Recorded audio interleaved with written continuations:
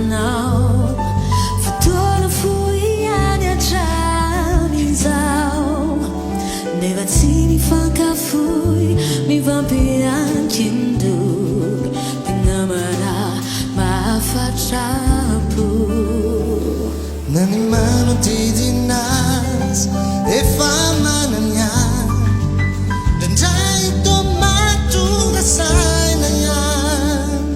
hoy izay misy anao da tiako isiany hatrany tsy mahafoy anao marina izany fa efa zatranao zatra miaraka aminao efa zatranao manao ka io malalao io indray no mba iriko ka ho malalako amizay ny atsoko anao mierikeerika fo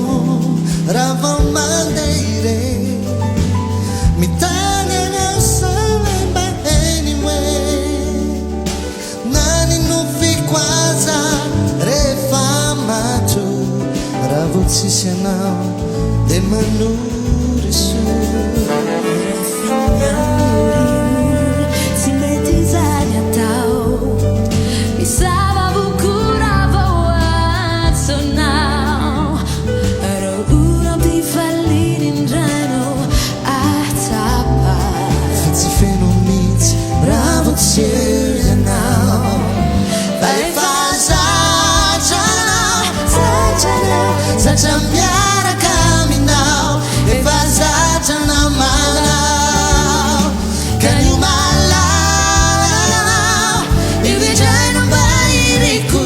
ka ho malalako amizay ny atsoko anao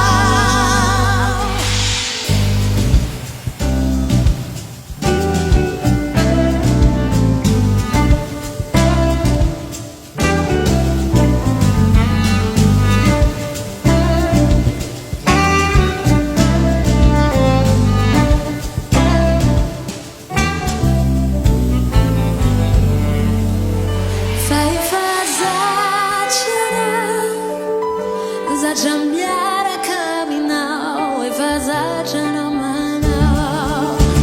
ka io malalao io indray no mba iriko ka ho malalako amizay ny atsoko anao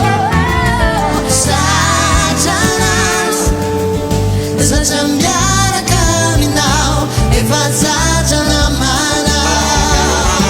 ka io malalao io indray no mba iriko ka ho malalako amizay